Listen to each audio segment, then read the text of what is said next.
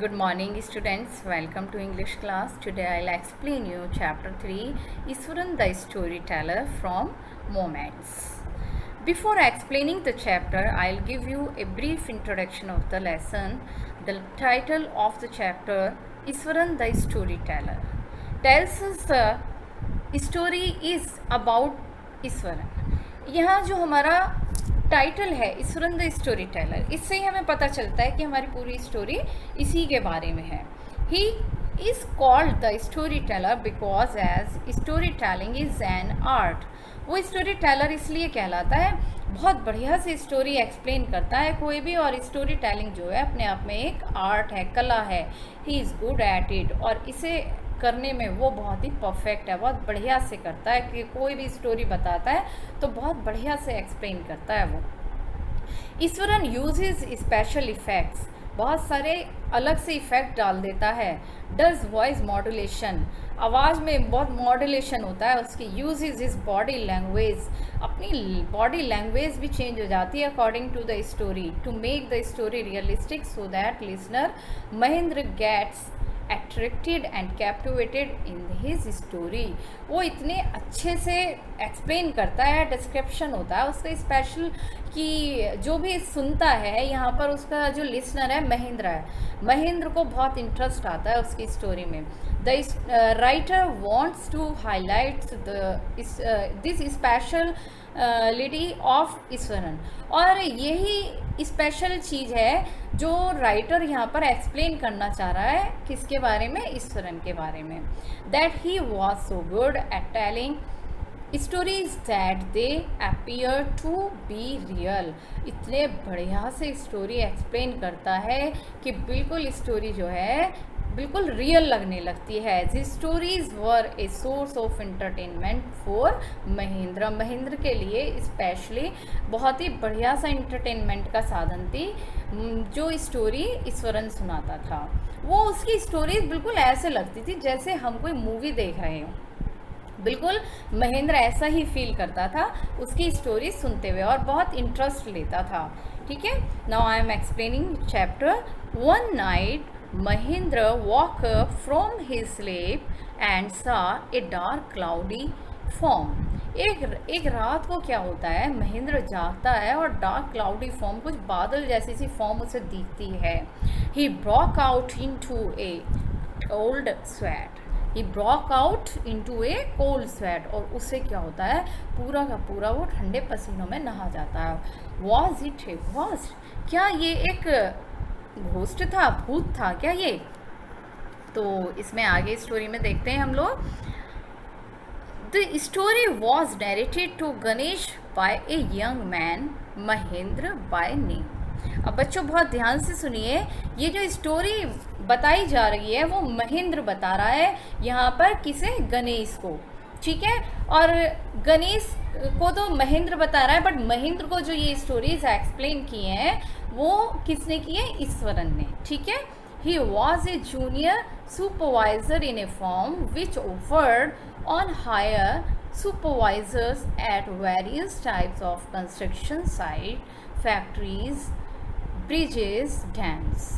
और ये जो महेंद्र है वो एक जूनियर सुपरवाइज़र है किसी फॉर्म में, और इस फॉर्म का काम था कि किराए पर ये सुपरवाइज़र को अलग अलग साइट्स पर भेजती है, जैसे कि फैक्ट्रीज़ पर, ब्रिजेस पर, डैम्स बन रहे होते हैं वहाँ पर.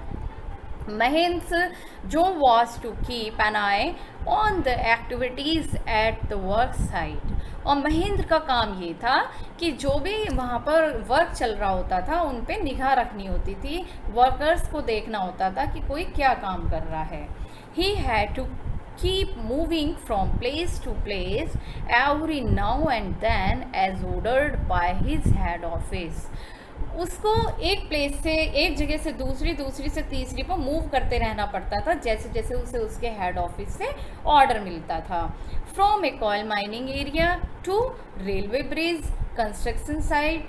तो क्या होता था, कभी कॉल माइनिंग एरिया में जाता था, कभी वहाँ से रेलवे ब्रिज पर, कंस्ट्रक्शन साइट पर.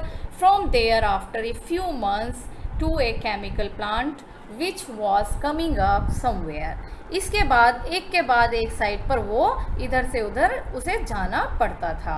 ठीक है, next paragraph is he was a bachelor, his needs were simple and he was able to adjust. He was a bachelor means वो अनमेरिड था और उसकी जो आवश्यकताएं थी, ज़रूरतें जो थी, बड़ी सिंपल सी थी।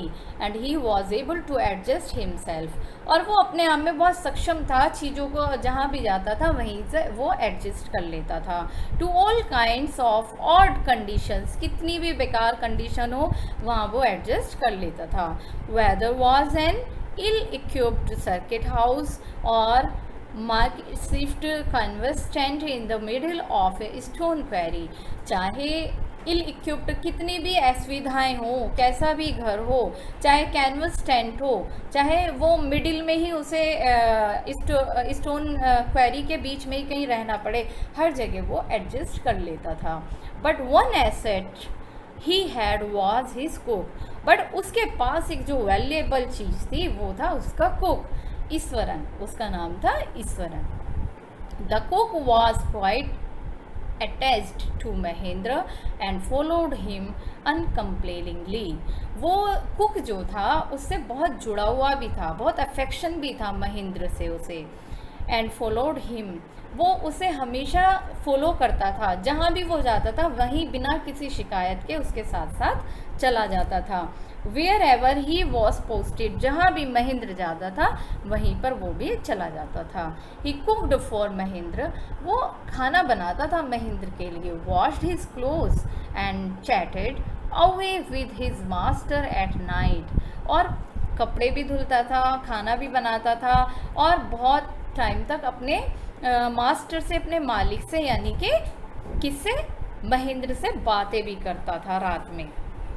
He could weave out endless stories and anecdotes on varied subjects, छोटी बड़ी बढ़िया खूब स्टोरीज सुनाता था, बहुत बड़ी बड़ी स्टोरीज, और सब्जेक्ट्स भी बहुत डिफरेंट होते थे उसके।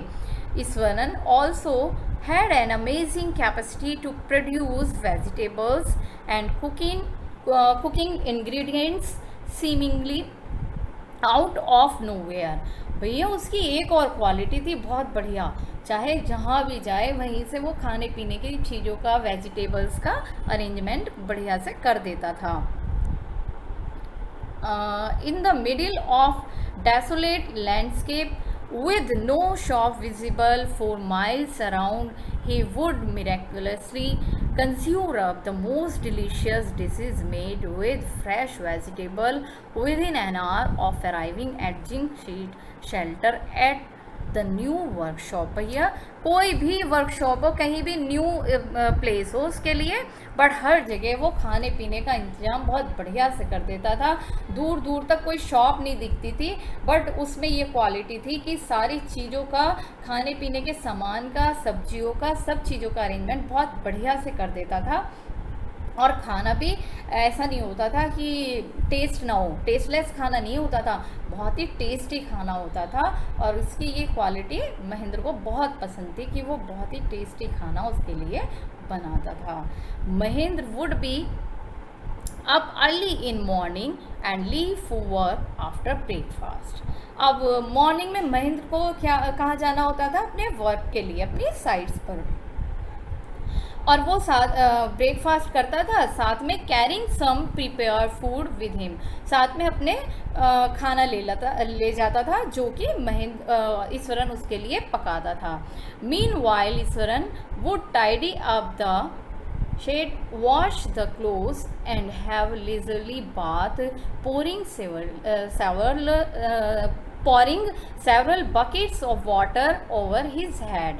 अब क्या होता था, जैसे महेंद्र तो अपनी साइड पर चला जाता था, ईश्वरन क्या करता था, घर को बहुत बढ़िया से साफ सुथरा कर देता था, सफाई कर देता था, कपड़े धुल देता था, और फिर बहुत सारे पानी डाल करके, फुल ऑफ बकेट्स वो अपने ऊपर डाल करके नहाता था और मंत्र का जाप करता रहता था। देखा होगा हमारे पुराने लोग कई बार नहाते हैं और वो मंत्र का जाप करते हैं। कैसे करते हैं? ओम गंगाय नमः, गंगाय नमः, आप लोगों ने सुना होगा, है ना? ठीक है, तो इसीलिए क्या लिखा हुआ है उसके लिए? Muttering a prayer all the while, जब नहाता था तो वो बोलता रहता था ये मंत्र इस तरह से। It would be lunch time by 10, और अब क्या टाइम होता था, लंच करने का टाइम होता था। After eating he would read for a while before dosing of. अब क्या होता था, वो खाना वाना खा लेता था, उसके बाद सोने से पहले, डोजिंग मीन सोने से पहले, he would read for a while, बहुत कुछ टाइम के लिए वो पढ़ता भी था। The books was usually some popular Tamil thriller running to hundreds of pages. अब ये जो उसकी बुक्स होती थी बहुत मोटी मोटी होती थी, 100 से भी ज़्यादा पेजेस की होती थी, और इनका सब्जेक्ट क्या होता था, तमिल थ्रिलर। इनमें तमिल थ्रिलर होता था, बहुत रोमांचक कहानियाँ होती हैं थी तमिल की। Its imaginative descriptions and narrative flourishes would hold Eswaran in thrall. इनकी स्टोरी जो थी, डिस्क्रिप्शन जो था, वो पूरी तरह उनमें जो है ईश्वरन डूब जाता था, बहुत ही बढ़िया लगती थी उसे, बड़ा मज़ा आता था इनमें। His own description were greatly influenced by Tamil authors that he red. अब जो भी डिस्क्रिप्शन वो देखता था, स्टोरीज से बहुत ज़्यादा इन्फ्लुएंस्ड भी होता था, और स्टोरीज से इन्फ्लुएंस्ड होता था, साथ में जो ऑथर थे उनसे भी बहुत इन्फ्लुएंस होता था। When he was narrating even the smallest of incident he would try to work in suspense in surprise ending into the account. अब क्या करता था, इन तमिल स्टोरीज़ का उस पर ऐसा इफ़ेक्ट होता था कि अपनी छोटी से छोटी बात को भी, कोई भी इंसिडेंट होती थी, इतने इंटरेस्टिंग वे में कहता था, इतने सरप्राइजिंग वे में कहता था, सस्पेंस बना देता था स्टोरी में अपनी कोई भी बात में, कि लोगों को सुनने में बहुत ही मज़ा आता था। चैप्टर की स्टार्टिंग में ही मैंने आपको बताया कि story telling was his art. For example, कैसे वो इंटरेस्टिंग बनाता है अपनी बातों को। For example, instead of saying that he had come across an uprooted tree on highway. अब वो पता है अपनी क्या बात कहना चाह रहा है, कि भाई एक बार मैं हाईवे पे जा रहा था, और हाईवे पे जब मैं जा रहा था तो क्या हुआ, वहाँ पर एक उखड़ा हुआ बहुत बड़ा सा पेड़ पड़ा हुआ था। ठीक है, अपनी आवाज़ में ऐसे मॉड्यूलेशन लाता है। ही वुड से, वो कहेगा, सिंपली किसी बात को नहीं कहेगा, कैसे कहेगा, अपने जेस्चर चेंज कर लेता है बिल्कुल। With eyebrow suitably arched and hands held out in dramatic gesture. उसके जेस्चर चेंज हो जाते हैं, आईब्रोज जो है वो ऊपर हो जाती हैं उसकी, है ना, आर्च शेप में आ जाती हैं, बिल्कुल फेस के एक्सप्रेशन चेंज कर देता है। ड्रामेटिक जेस्चर, वो जैसे ड्रामा में लोग रोल प्ले करते हैं तो तब करते हैं ना, वैसे जेस्चर आ जाता है। द रोड वॉज डेजर्टेड, कैसे एक्सप्लेन कर रहा है वो पेड़ वाली स्टोरी को, भाई रोड जो थी बिल्कुल सुनसान थी। And I was all alone, मैं बिल्कुल अकेला था। Suddenly I spotted something that looked like an enormous bushy beast lying sprawled across the road. मैंने क्या देखा भैया, मैं तो बिल्कुल अकेला था रोड पर, और मैंने नोटिस किया कि भैया एक बहुत बड़ा सा अजीब और गरीब सा प्राणी, या कुछ वो कहना चाहता है दैत्य टाइप, कुछ राक्षस टाइप प्राणी रोड पे पड़ा हुआ था। I was half in declined to turn and go back. भैया मैं तो घायल सा होने को था, मैं तो घबरा गया देख करके बुरी तरह से, और मैंने क्या सोचा, यहाँ से दौड़ लेता हूँ, वापस चल देता हूँ। But as I came closer, but जैसे ही मैं पास आया, I saw that it was a stretch himself, but as I came closer, जैसे ही मैं पास आया, I saw that it was a fallen tree. मैंने क्या देखा भैया, ये तो एक पेड़ गिरा हुआ है। क्या है, पेड़ गिरा हुआ है। With its dry branches spread out, और इसकी जो है ब्रांचेस इधर उधर पड़ी हुई है, बहुत बड़ा पेड़ था, ब्रांचेस इधर उधर पड़ी हुई थी, तो वो बड़ी डेंजरस सी शेप में था। मैं तो घबरा गया था। Mahendra would stretch himself back in his canvas chair and listen to Eswaran stage uncritically.